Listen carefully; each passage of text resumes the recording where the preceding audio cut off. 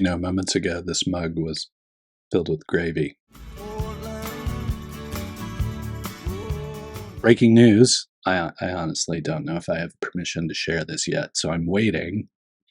I'm going to go ahead and record it, and then if I get permission to use it, I'll go ahead and add it at the end so that you're aware. Hope you're getting some downtime this week. It's a quiet week in the Portland startup community, but it was a week for me to reminisce. This week, I always think about Turkey Tracker.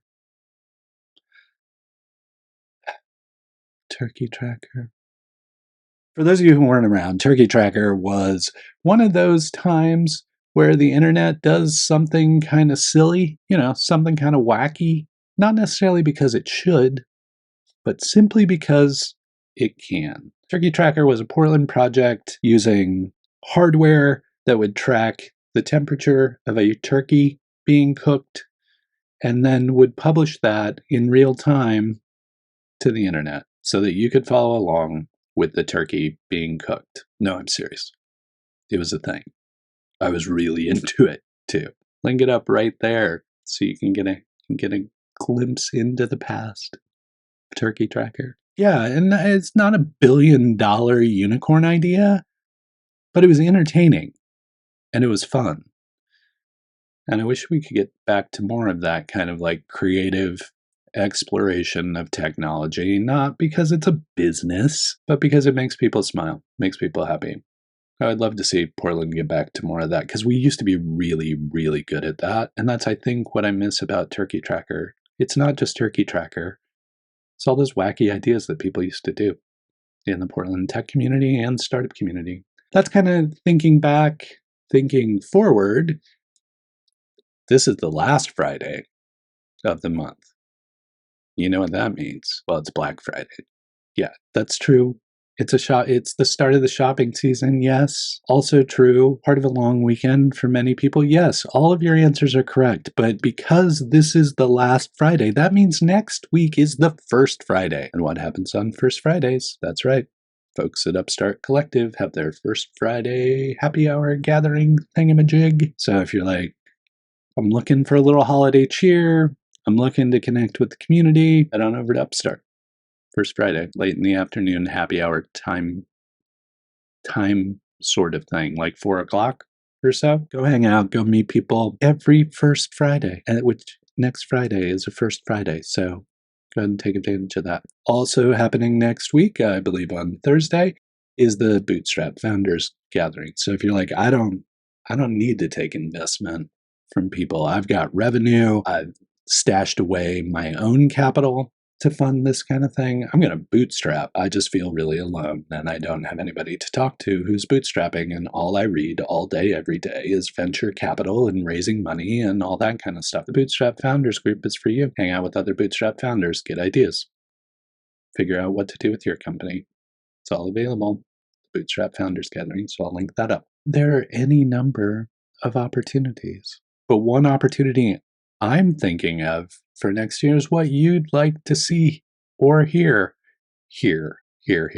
So if there are things that you're like, Rick, I would love to hear more about the history of Portland, or Rick, I would love to hear pitches from people, or Rick, I don't know why you're always referring to me by my first name, but Rick, if you'd like do teardowns or roasts on people's pitches, that would be helpful. That would be educational for me. I don't know, whatever I can do to help.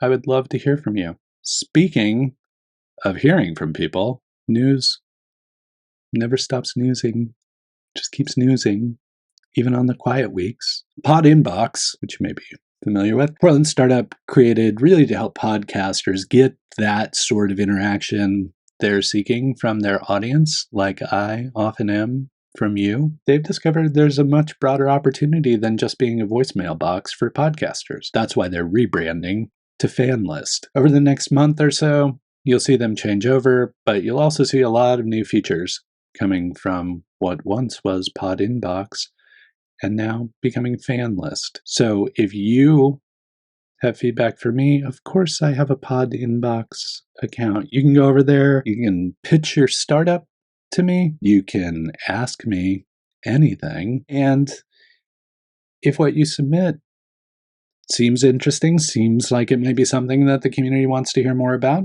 I'll go ahead and include it right here on the show. That's the other beauty of PodInbox. You can take the audio that people have submitted, the voicemails that people have left for you, and you can use them right on the podcast.